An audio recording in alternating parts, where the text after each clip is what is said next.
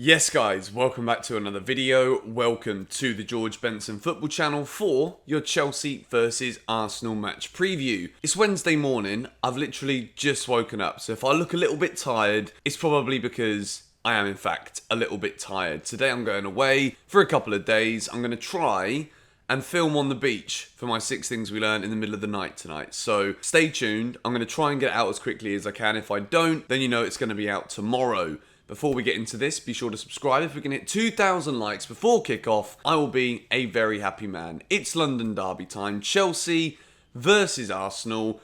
Arsenal are currently on, let's call it, a very Arsenal-esque kind of form pattern right now. Everybody thought Arsenal were back. And in classic Arsenal style, since the departure of Wenger, and even when Arsene Wenger was still there, we start to see capitulations. As soon as you think that Arsenal are going to get back anywhere close to that formidable best that they used to be at, it all seems to come crumbling down. But Chelsea Football Club, even though we've kind of stopped this a little bit recently, we're no longer as charitable with our donations of 3 points to teams in desperate need as we once were since Thomas Tuchel came in. But you always have that little feeling in the back of your head that maybe Chelsea might just donate 3 points today to Arsenal in aid of their bid for the top 4. Liverpool last night absolutely dismantled Manchester United 4-0. They are now the Premier League favourites, in my opinion. United, having won 2 matches in a row in the Prem 3-2 with 2 Ronaldo hat-tricks. Cristiano Ronaldo was not playing last night due to the passing of his son. So United looked like they were seriously struggling. So Arsenal are the latest team in this stumbling race for the top 4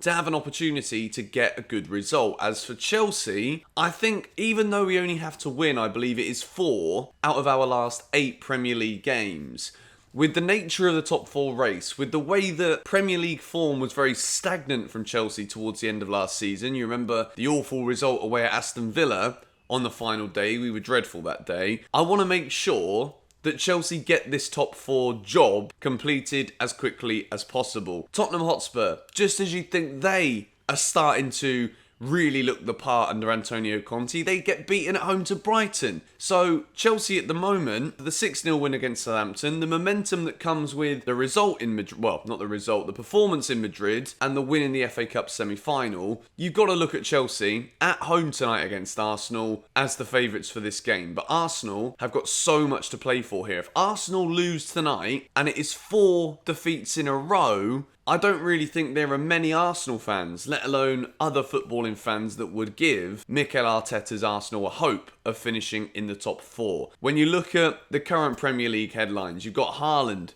joining Manchester City, going to talk about that a little bit more in an upcoming news video. You've got Chelsea continuing to develop under Tuchel, new owners, probably about to have a big summer with a couple of players leaving, a couple of players coming in. Liverpool and City are sky high. This is Arsenal's best chance of finishing in the top 4 for what I believe could be a very, very long time. Ten Hag has already said United might make 10 signings. Oh, that's convenient. You realise that pretty much your whole team is a bunch of shite, so you're going to have to bring in 10 players. So Arsenal now, when you look at all of this in the bigger context of things, Arsenal have got to finish 4th if they ever want to be competing in the next 5 years. In my opinion, in this Premier League, this is a massive game for them. Let me know if you're an Arsenal fan in the comments down below. Do you think my prediction of this could be your biggest and only chance to get top 4 for the next 5 years? Do you think I'm being a little bit too outrageous with that prediction? Do you think you're going to make it? Can you get a result tonight? Let me know in the comments down below. But without any further ado, we are going to build my Chelsea starting 11, beginning, of course,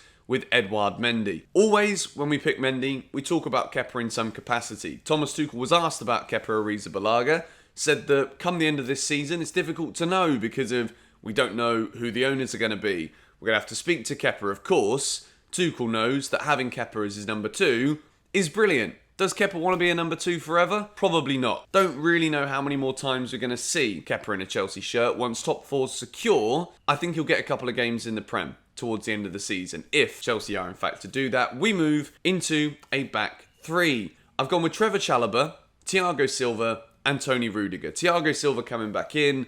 Rudiger, he's the ever-present.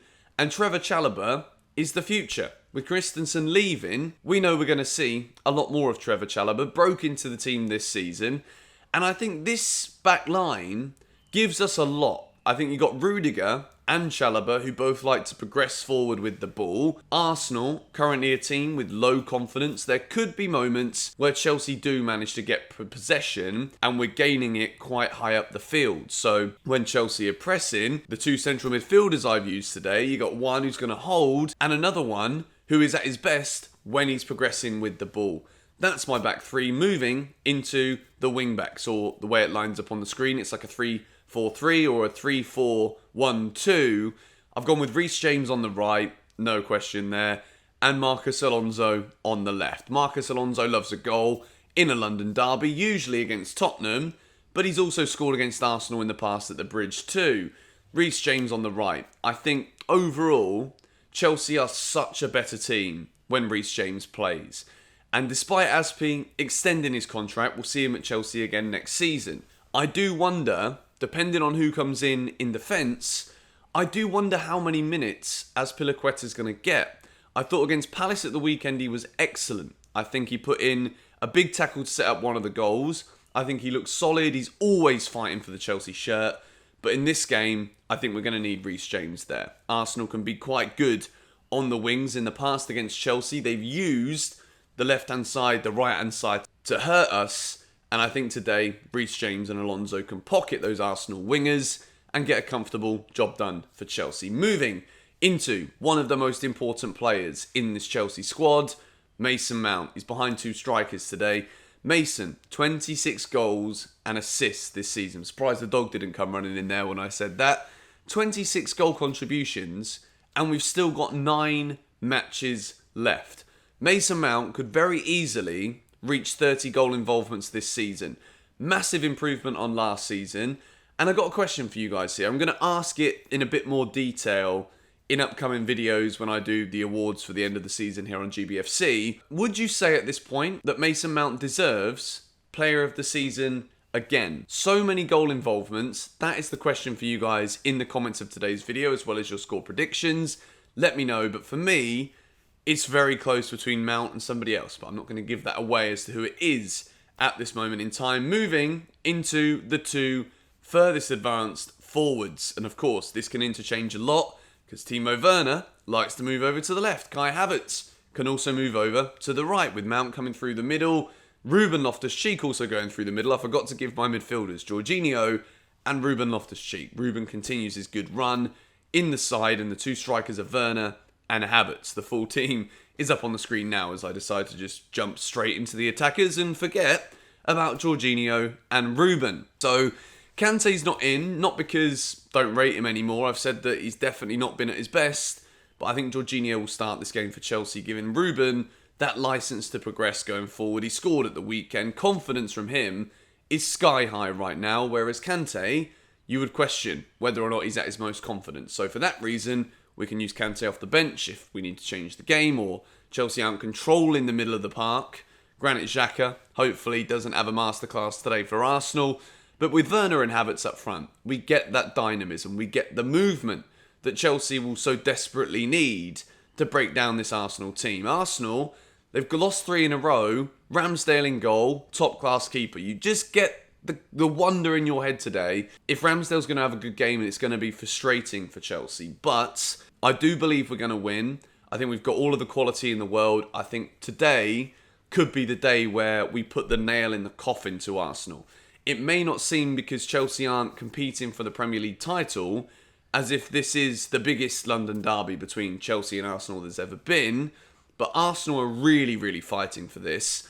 Chelsea cannot be overly confident about finishing in the top 4 or even third, even though it looks very likely, with everybody else slipping up.